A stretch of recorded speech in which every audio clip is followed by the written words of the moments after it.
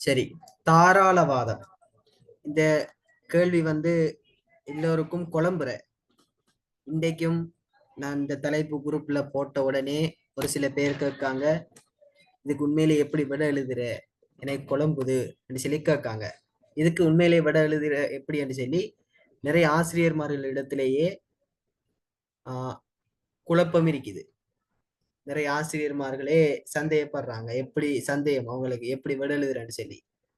அதைத்தான் இன்றைய வகுப்புல நாங்க பார்க்க போறோம்.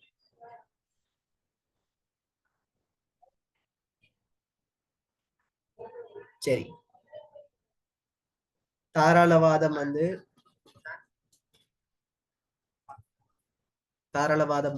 உங்களுக்கு கேள்வி கேட்கிற என்று சொன்னா 3 வகையில கேட்கலாம், 3 விதத்தில கேட்கலாம். ஒன்று, தாராளவாத கோட்பாடை வச்சு தாராளவாத கோட்பாடு. அடுத்தது தாராளவாத அரசு முறை வச்சு கேட்கலாம். அடுத்தது தாராளவாத கருத்தியல் வச்சு கேட்கலாம். இது ஃபைனல்லையோ இல்ல உங்களோட டேர்ம் எக்ஸாம்லயோ என்ன செய்யலாம், கேட்கலாம். அப்ப அது எப்படி எழுதுற சொல்லி பார்க்க போறோம். அதுக்கு முதல்ல விளங்கப்படுத்தித்தான் எழுதணும். விளங்கப்படுத்தித்தான் நான் எழுதுவேன். சோ நீங்களும் நான் எழுதும் போது என்ன செய்யணும், பின்னால எழுதிக்கிட்டே போகணும். ரைட். தாராளவாத கோட்பாடு வேற, அரசு முறை வேற, கருத்தியல் வேற. இது நமக்கு தெரிஞ்சிருக்கணும். தாராளவாத கோட்பாடு வேற, அரசு முறை வேற, கருத்தியல் வேற. விட எழுதும் போது வேற வேறையாத்தான் எழுதணும். ஆனா இந்த 3 தோற்றம், இந்த தாராளவாதத்தில தோற்றம் ஒன்றுதான். ரைட். எப்படி எழுதுறேன்னு சொல்லி நான் உங்களுக்கு சின்ன ஒவ்வொரு தலைப்பா போட்டு எழுதி காட்டுறேன். எல்லோரும் ஒரு 6-7 சிஆர் பேப்பர் எடுத்து அதை பின் பண்ணி வச்சுக்கோங்க. இல்லாட்டி உங்களுக்கு கொப்பி இருந்தாலும் பிரச்சனை இல்லை, ஒரு நோட் புக் இருந்தாலும் எடுத்து வச்சுக்கோங்க. விட எழுதுற முறையை நான் சொல்லி தர போறேன். ஒவ்வொன்றா விளங்கப்படுத்துவேன், பிரச்சனை இல்லை. ஒவ்வொன்றா விளங்கப்படுத்தி அது எப்படி எழுதுறங்கிறத சொல்லி காட்டுறேன். ரைட். இப்ப தாராளவாத கோட்பாடு முதலாவது கேள்வி எழுதுவோம். தாராளவாத கோட்பாடு. எல்லாரும் எழுதுறீங்களா?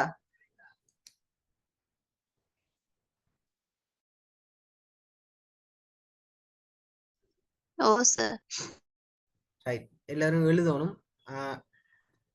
நானும் எழுத நீங்கள் எழுதணும். கட்டாயம் தேவை. டேர்ம் எக்ஸாம்லயோ சரி, ஃபைனல் எக்ஸாம்லயோ சரி, கட்டாயம் டேர்ம் எக்ஸாம்லயோ சரி,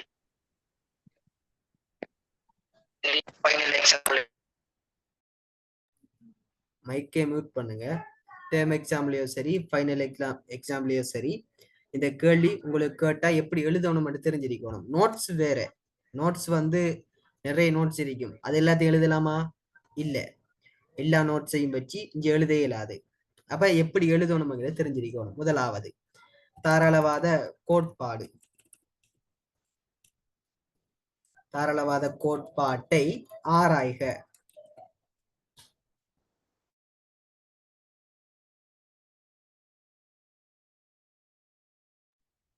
ரைட். இப்ப தாராளவாத கோட்பாடு இதுல நாங்க எழுத போறோம். முதலாவது அம்மார் மைக்கை மியூட் பண்ணுங்க. ரைட். தாராளவாத கோட்பாடு எழுதும் போது முதலாவது அறிமுகம் போட போறோம். அறிமுகம் கட்டாயம். அறிமுகம் உள்ளடக்கம் எல்லாம் எழுதித்தான் ஆகணும். அப்படி இல்லாட்டி அதுக்கு வேறையா 3 மார்க்ஸ் கூறப்படும். 3 மார்க்ஸ் கூறப்படும். அறிமுகத்துக்கு மேக்சிமம் 3 மார்க்ஸ் தருவாங்க. 10 மார்க்ஸோ 20 மார்க்ஸோ. இப்ப 3 மார்க்ஸ் அறிமுகத்துக்கு. 10 மார்க்ஸ் கேள்வியா இருந்தாலும் 20 மார்க்ஸ் கேள்வியாக இருந்தாலும் இப்ப 3 மார்க்ஸ் உங்களுக்கு கிடைக்கும் அறிமுகத்துக்கு. ரைட். இப்ப அறிமுகம் அது இருக்கட்டும், அறிமுகம் இருக்கட்டும். இப்ப நான் இதுல எப்படி சின்ன சின்ன பாயிண்ட்ஸ்களை உள்ளுக்கு புகுத்தி எப்படி எழுதுறங்கிறத மட்டும் காட்டுறேன். சும்மா ஷார்ட் ஃபார்மா காட்டுறேன்.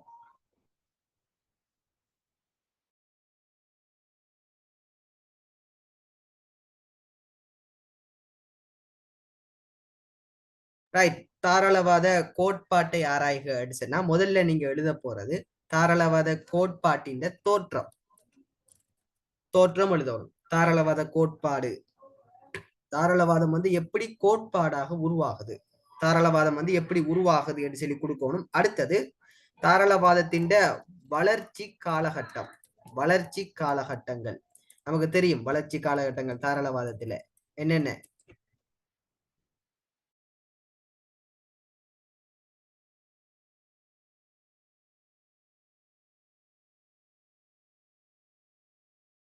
என்னென்ன வளர்ச்சி காலகட்டம் இருக்கு தாராளவாதத்துல? வளர்ச்சி காலகட்டம் யாருக்கு தெரியும்? பாப்போம்.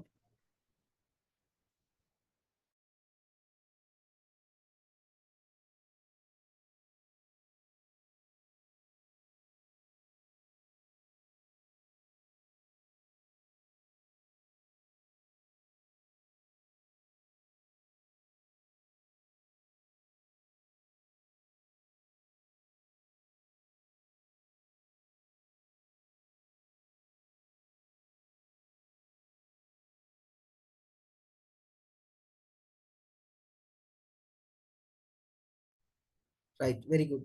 யாரு? அலிசா. Very good. பழமை தாராளவாதம், நவீன தாராளவாதம், நவ தாராளவாதம், இதை கொடுக்கணும். இது கோட்பாடு என்று சொல்லி கேட்டு வந்தா இதை கொடுக்கிறது.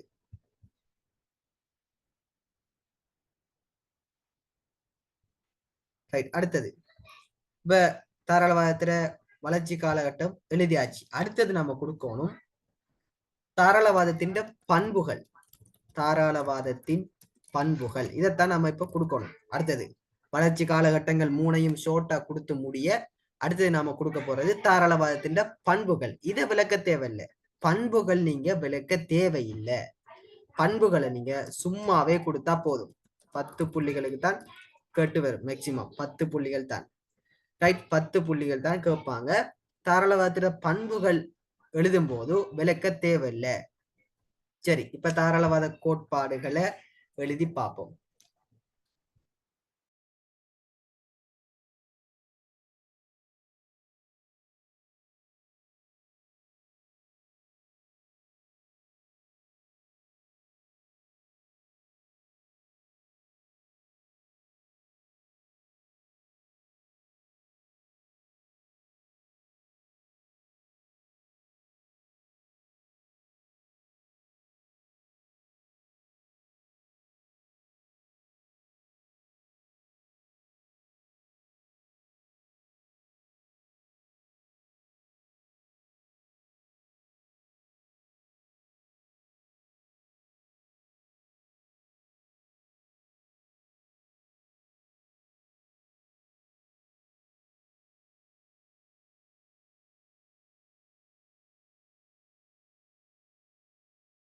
சரி, தாராளவாத கோட்பாட்டை ஆராய்க. அறிமுகம். நீங்க தாராளவாதத்தை பத்தி சும்மா கொடுத்தாலே போதும். தாராளவாதத்தை பத்தி சும்மா கொடுத்தா போதும். இப்ப நாம அதுல உள்ளுக்கு என்ன எழுத போறோம்ங்கிறத நான் வழங்கப்படுத்துறேன். ஃபர்ஸ்ட்டுக்கு தாராளவாதத்தின் தோற்றம். இது எப்படி தோற்றம் பெற்றுச்சு என்கிறத முதல்ல தோற்றத்துல கொடுக்கணும். தோற்றம் இல்லாட்டி பின்னணி என்று சொல்லியும் போடலாம். தோற்றம் அல்லது பின்னணி. தாராளவாத கோட்பாடு பின்னணி பார்த்தோம்னா 16ஆம் நூற்றாண்டு சொல்றதை நல்லா கவனிக்கணும். விளங்கப்படுத்தினதை வச்சுதான் நான் எழுத போறேன். 16ஆம் நூற்றாண்டு காலப்பகுதி. 16ஆம் நூற்றாண்டு காலப்பகுதியில மன்னராட்சி முறை காணப்பட்டுச்சு. சர்வாதிகார ஆட்சி முறை என்று சொல்லியும் சொல்லுவாங்க. சர்வாதிகார ஆட்சி முறை காணப்பட்டுச்சு. இந்த நேரத்துல மன்னன்ட தான் எல்லா அதிகாரமும் இருந்துச்சு. பொருளாதார அதிகாரம் எல்லாமே மன்னன்ட தான் இருந்துச்சு. அப்ப இந்த மன்னன்ட எல்லா அதிகாரமும் இருக்கிறது நல்லமில்ல என்று சொல்லி அந்த காலத்து அறிஞர்கள் உணர்றாங்க. ஏன்? சர்வாதிகாரம் என்று சொன்னாலே கொஞ்சம் மோசமான ஆட்சி முறைதான், நமக்கு தெரியும். அது மாதிரி அந்த காலத்துல இருந்த அறிஞர்களும் இந்த அரசண்ட எல்லா அதிகாரமும் இருக்கிறது மோசமான ஒரு ஆட்சிக்கு கொண்டு செல்லும் என்று சொல்லி அவங்க நினைச்சு, அந்த அறிஞர்கள் நினைச்சு ஒரு விஷயத்த முன்வைக்காங்க மக்கள்கிட்ட. என்னன்னு சொன்னா, அரசண்ட இருக்கக்கூடிய அந்த மன்னன்ட இருக்கக்கூடிய எல்லா அதிகாரத்தையும் நாம மக்கள்கிட்ட பிரிச்சு கொடுக்கணும். மக்கள் அதை எடுக்கணும். மன்னன்ட இனி அந்த அதிகாரம் இருக்க கூடாது என்று சொல்லி அவங்க பல புரட்சிகளை செய்யறாங்க. பல புரட்சிகளுக்கு தூண்டுறாங்க. புரட்சிகளை தூண்டுறாங்க. உண்டு பிரான்சிய புரட்சி, அமெரிக்க புரட்சி, ஆங்கில புரட்சி. இப்படியான புரட்சிகளை அவங்க தூண்டி விட்டு இப்படியான புரட்சிகள் ஏற்படுத்தப்பட்டு இப்ப என்ன நடக்குது என்று சொன்னா, அந்த மன்னன் இருந்த அந்த அதிகாரம் இல்லாம இப்ப மக்கள்கிட்ட போகுது. மக்கள்கிட்ட கொடுத்தாச்சு. இப்ப மக்கள் தான் அங்க ஹீரோ. அரசன் வெறும் 0. அரசண்ட எந்த விதமான அதிகாரமும் இல்லை. அரசண்ட இருக்கிற அதிகாரம் எல்லாம் ஒன்றே ஒன்றுதான். என்ன? மக்கள் செய்யறத பார்த்து கொண்டு இருக்கணும். அதே நேரத்துல அந்த சட்டங்களை ஒழுங்கா பேணணும். சட்டங்களை ஒழுங்கா பேணணும். இருக்கிற சட்டத்தை ஒழுங்கா பேணி பாதுகாக்கணும். இது மட்டும்தான் அரசு கிட்ட இப்ப இருக்கிற அதிகாரம். மத்த எல்லா அதிகாரம் என்ன செஞ்சுட்டு மக்கள்கிட்ட கொடுக்கப்பட்டுட்டு, மக்கள்ற எந்த விஷயத்திலையும் அரசு தலையிடக்கூடாது. அப்ப அதனாலதான் அந்த அரசை வந்து தலையிட அரசு என்று சொல்லி சொல்லுவோம். இப்ப விளங்கிட்டு தானே தாராளவாத கோட்பாடு எப்படி தோற்றம் பெறுது என்று சொல்லி விளங்கிட்டா?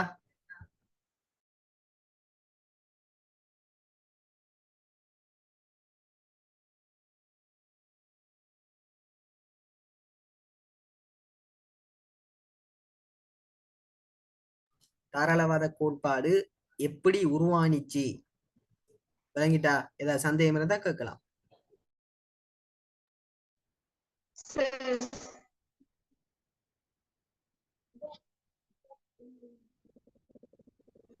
ஆறு லீனா என்ன மாதிரி சந்தேகமா இல்ல? விளங்கிட்டா?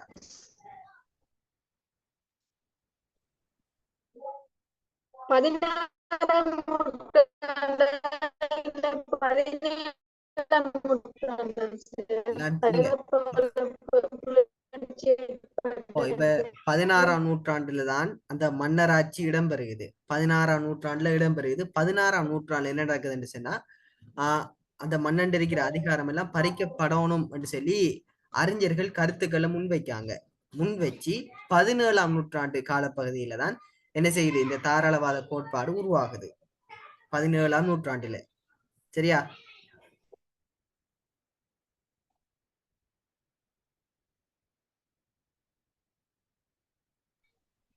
மத்த எல்லாருக்கும் ஓகேயா? எப்படி தோற்றம் உருவானிச்சு எப்படி என்று சொல்லி விளங்கிட்டா? மத்த எல்லாம் வழங்கப்படுத்துவேன் நான் ஒவ்வொரு தலைப்பா போக போக. ரைட். இப்ப தோற்றத்தை எழுத போறேன். நீங்களும் சேர்ந்து எழுதுங்க.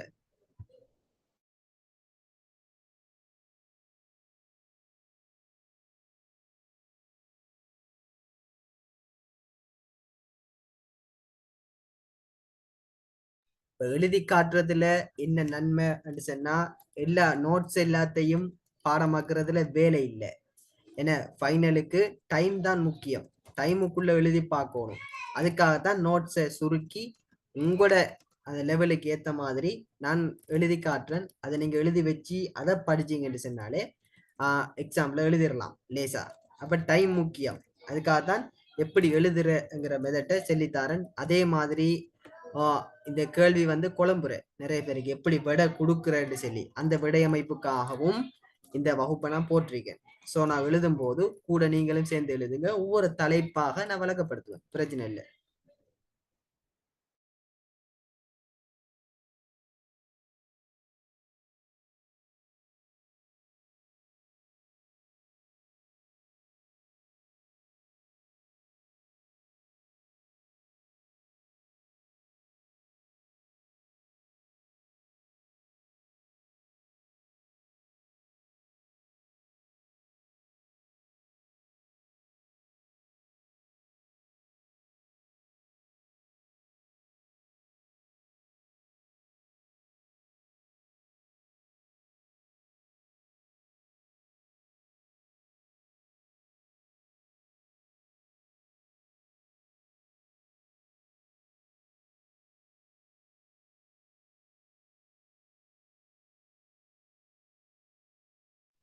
பாப்போம் யாருக்கு தெரியும்னு சொல்லி. ஆங்கில புரட்சிக்கு இன்னொரு பெயர் சொல்லுவாங்க. யாருக்கு தெரியும்னு பார்ப்போம். சும்மா ஜென்ரல் நாலேஜுக்காக தான் கேட்கேன். மற்றபடி இதை எழுதணும் மட்டும் அவசியம் இல்லை. சும்மா கேட்கேன். ஆங்கில புரட்சிக்கு இன்னொரு பெயர் சொல்லுவாங்க. யாருக்கு தெரியும்?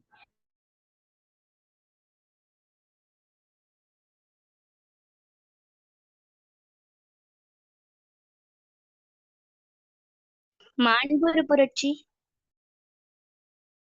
Right, very good. மாண்புற புரட்சி. இன்னொரு பெயரும் இருக்கி. நான் எதிர்பார்க்கிற பேர் வந்து வருகுதான்னு சொல்லி பார்ப்போம். சும்மா ட்ரை ஒன்று பண்ணி பாருங்க. எழுதுங்க.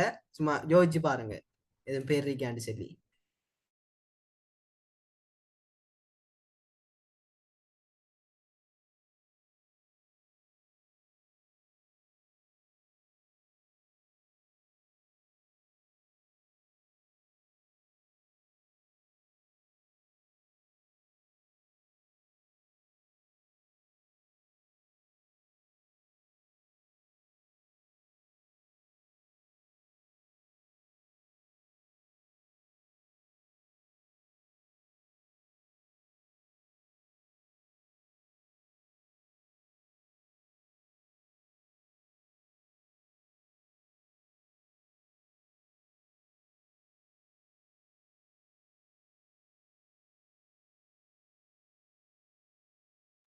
ரைட். இப்ப மேலுக்கு நாம எழுதியிருக்கிறது அந்த தூண்டப்பட்ட விஷயம், எதனால இந்த தாராளவாத கோட்பாடு உருவாகுது என்று சொல்லி அந்த புரட்சிகள் ஏற்படுத்தப்பட்டு இந்த தாராளவாதம் தோற்றுவிக்கப்படுகிறது. அடுத்தது இந்த தாராளவாதம் முக்கியமாக எதுக்காக உருவாக்கப்பட்டுச்சு? மேலுக்கு நம்ம சொன்னது எப்படி உருவாயிச்சு என்கிறத சொல்லியிருக்கோம். கீழுக்கு நாம் எழுத போறோம் ஏன் உருவாயிச்சு.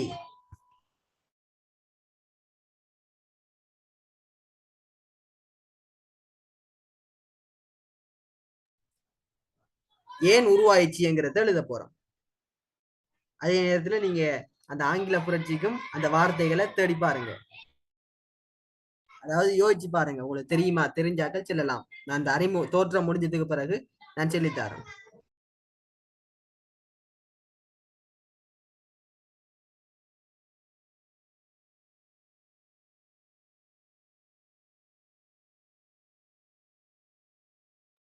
இந்த தோற்றம் நான் எழுதி முடிக்கிறதுக்குள்ள அந்த இன்னொரு பெயரை யாரு சொல்றாங்களோ அவங்களுக்கு ரீலோட் பரிசு போட்டு விடுறேன். ரீலோட் பரிசு. ரைட், பாப்போம் யாரு கேளுமண்டு.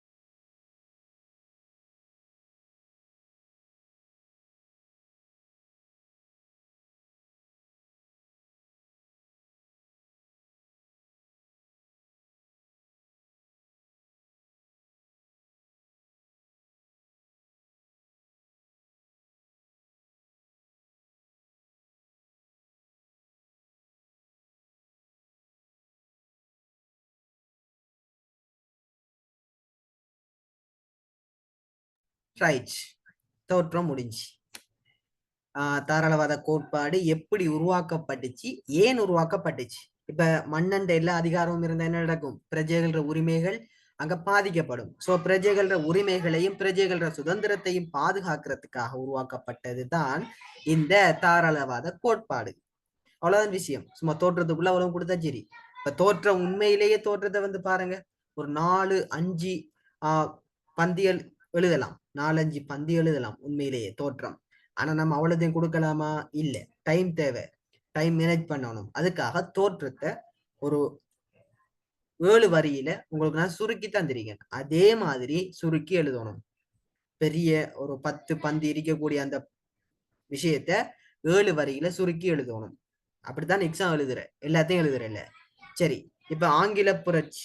ஆங்கில புரட்சிக்கு இன்னொரு பெயர் வந்து இரத்தம் சிந்தா புரட்சி என்று சொல்லி சொல்லுவாங்க. இரத்தம் சிந்தா புரட்சி. ரத்தம் சிந்தாம செய்யப்பட்ட புரட்சி. கோட்பாடுகள் மூலமாக புரட்சிகள் செய்யறது.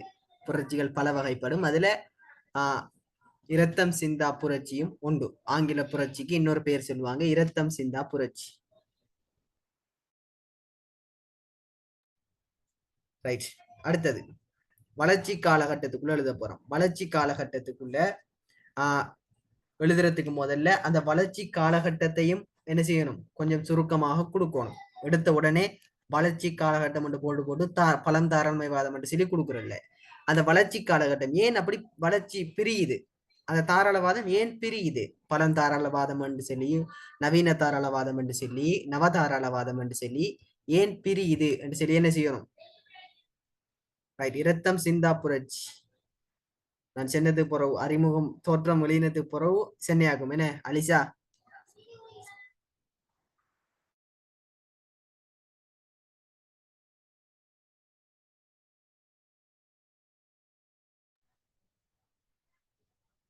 ரைட், 8:15 இரத்தம். மைக் ஓன் பண்ணி செல்லணுமா? நான் பார்க்கல மைக் ஓன் பண்ணி செல்லணும். Farah, very good.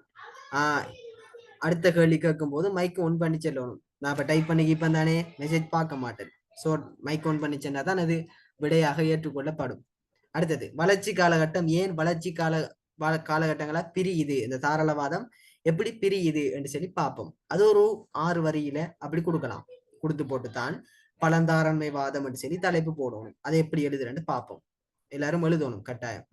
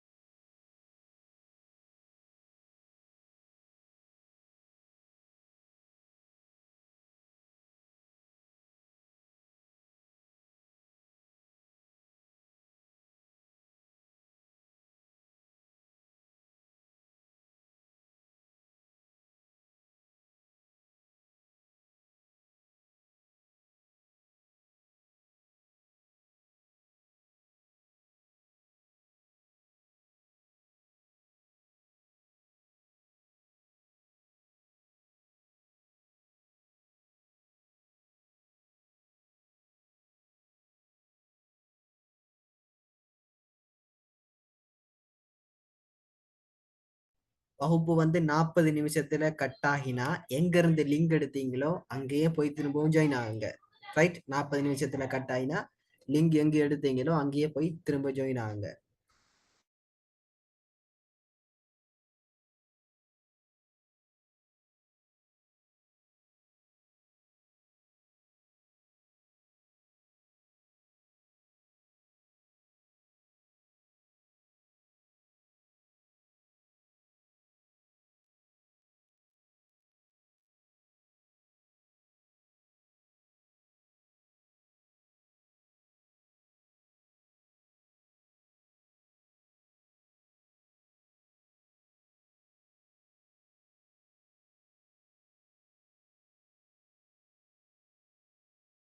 ரைட், இந்த தாராளவாதம் மக்களோட நலன்களை கருதியும் மக்களின் தேவைகளை கருதியும்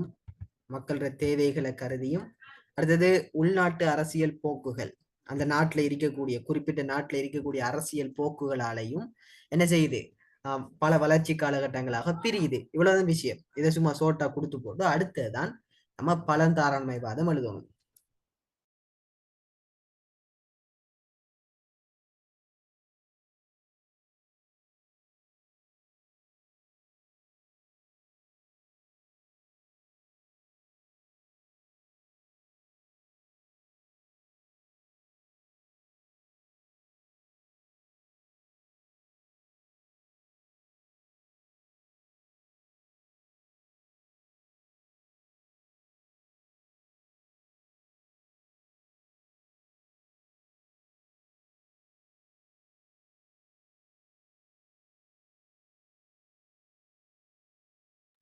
ரைட், இந்த பழந்தாராண்மைவாதம் தாராளவாதம் தோற்றம் பெறுச்சு அந்த காலப்பகுதியில உருவாயினதை தான் நம்ம பழந்தாராண்மைவாதம் என்று சொல்லி சொல்லுவோம். தாராளவாதம் உருவாகின அந்த காலப்பகுதியை தான் பழந்தாராண்மைவாதம் என்று சொல்லி சொல்லுவோம். இதுக்கு நம்ம இன்னொரு பெயர் சொல்லுவோம். இதுல இருக்கக்கூடிய அரசுட பெயரை தான் என்னன்னு சொல்லுவோம் பாப்போம். பழந்தாராண்மைவாதத்துல இருந்த அரசுட பெயரைத்தான் நாம இப்படி சொல்லுவோம். அதுல பேர் என்ன? பெஸ்ட் எடுத்து போட்டாச்சு. என்ன அரசு? தலையிட அரசு. Right, very good. தலையிடா அரசு. தலையிடா அரசு இதை பத்தி தான் நம்ம கொடுக்கணும். ஏன் இது தலையிடா அரசு என்று சொல்லி செல்லுப்படுகிறது என்று சொல்லி பார்ப்போம். இப்ப பழந்தாராண்மைவாதம், இந்த தாராளவாதம் தலையிட அரசு என்று சொல்லி அழைக்கப்படுகிறது.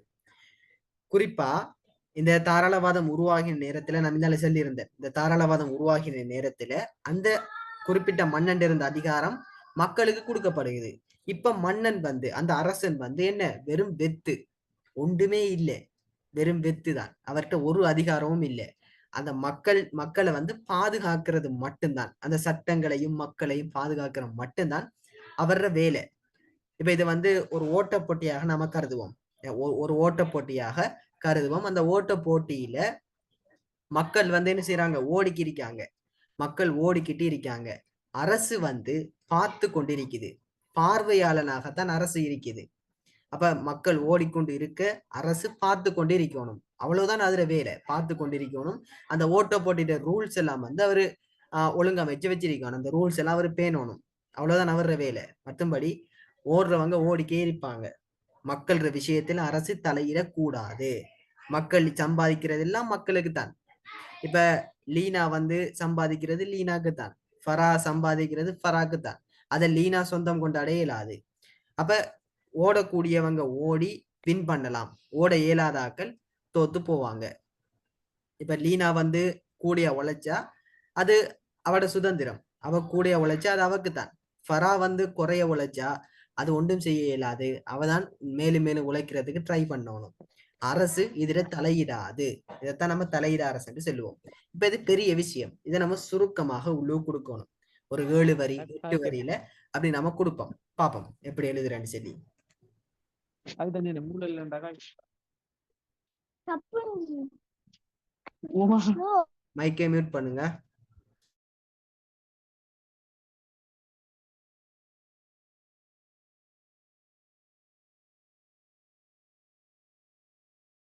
ரைட். இதுக்குள்ள இன்னொரு விஷயம் வரும், இந்த அரசியல்ல மக்கள் சுதந்திரமாக செயல்படணும், யார தலையீடும் இல்லாம மக்கள் சுதந்திரமாக செயல்படணும் என்று சொல்லி ஒரு கொள்கை இதுக்குள்ள வருகிறது. அதுதான் தாராளவாத கொள்கைன்னு சொல்றோம். பழந்தாராண்மைவாதத்துக்குள்ள ஒரு கொள்கை வருகிறது. என்னன்னு சொன்னா, மக்கள் சுதந்திரத்துல அரசு தலையிடக்கூடாது, மக்கள் சுதந்திரமாக செயல்படணும், யாரும் அதை கேட்க கூடாது. இந்த கொள்கையை முன் வச்சது யாரு?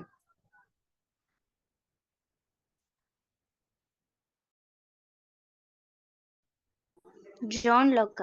Right, very good, John Locke. தாராளவாதத்தின் அரசியல் பகுதியை கொண்டு வந்தது ஜான் லோக். அதே நேரத்துல மக்கள பொருளாதார விஷயத்துல அரசு தலையிடக்கூடாது என்று சொல்லியும் ஒரு கொள்கை கொண்டு வரப்படுது. அதை கொண்டு வந்து யாரு? Adam Smith. Right, very good. அப்ப அவர் 2 பேரையும் சேர்த்து எழுதணும். அவர் உள்ளுக்கு வரக்கூடிய விஷயம் பாத்தீங்கன்னு சொன்னா, பழந்தாராண்மைவாதத்துல இன்னொரு பெயர். அடுத்தது பொருளாதார பகுதியை உருவாக்கினது, அரசியல் பகுதியை உருவாக்கினது. அடுத்தது அந்த பொருளாதார விஷயத்துல அரசு எப்படி நடந்து கொள்ளணும், மக்கள்ற விஷயத்துல அரசு எப்படி நடந்து கொள்ளணும், அரசு எப்படியான பணிகளை செய்யணும்ங்கிற இவ்வளவு தான் அதுக்குள்ள வரணும். நான் பெருசா சொன்ன அதை சுருக்கி நம்ம எழுத போறோம்.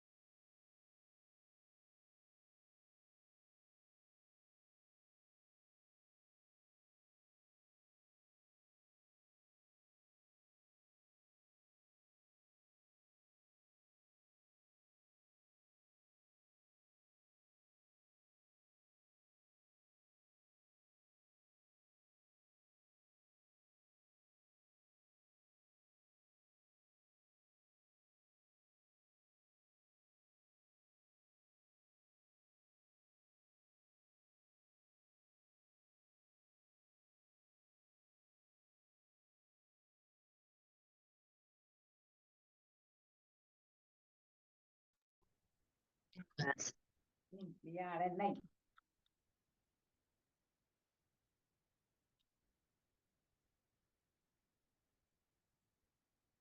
இதான் வெள்ளி. வெளியே பாரு. வெள்ளியப்பா வெளியே பாரு. இங்க வா. வெள்ளியப்பா வெள்ளி இந்த நெத்தலுக்கு அழுக்கு பா